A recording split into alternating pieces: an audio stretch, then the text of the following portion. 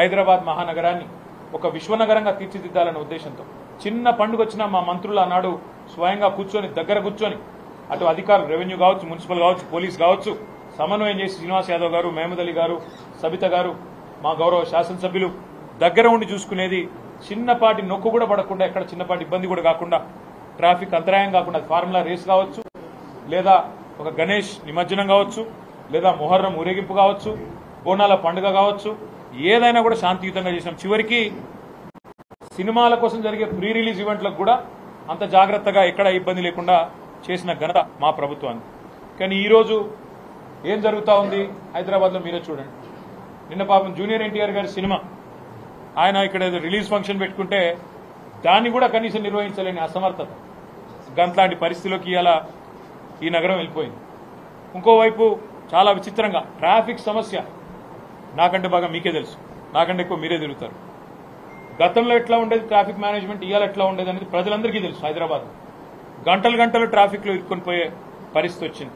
హైదరాబాద్ మహానగరాన్ని ఒక విశ్వనగరంగా తీర్చిదిద్దాలనే ఉద్దేశంతో చిన్న పండుగ వచ్చినా మా మంత్రులు ఆనాడు స్వయంగా కూర్చొని దగ్గర కూర్చొని అటు అధికారులు రెవెన్యూ కావచ్చు, మున్సిపల్ కావచ్చు, పోలీస్ కావచ్చు సమన్వయం చేసి శ్రీనివాస్ యాదవ్ గారు, మహమూద్ అలీ గారు, సబిత గారు, మా గౌరవ శాసనసభ్యులు దగ్గర ఉండి చూసుకునేది.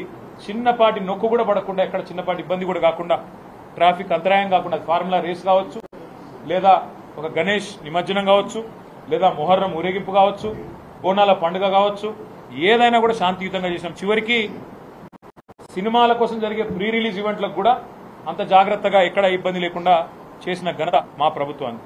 కానీ ఈరోజు ఏం జరుగుతూ ఉంది హైదరాబాద్లో మీరే చూడండి. నిన్న పాపం జూనియర్ ఎన్టీఆర్ గారి సినిమా ఆయన ఇక్కడ ఏదో రిలీజ్ ఫంక్షన్ పెట్టుకుంటే దాన్ని కూడా కనీసం నిర్వహించలేని అసమర్థత, గంట్లాంటి పరిస్థితిలోకి ఇలా ఈ నగరం వెళ్ళిపోయింది.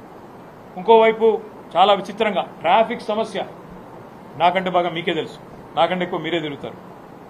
గతంలో ఎట్లా ఉండేది ట్రాఫిక్ మేనేజ్మెంట్, ఇవాళ ఎట్లా ఉండేది అనేది ప్రజలందరికీ తెలుసు. హైదరాబాద్ గంటలు గంటలు ట్రాఫిక్లో ఇరుక్కొని పోయే పరిస్థితి వచ్చింది.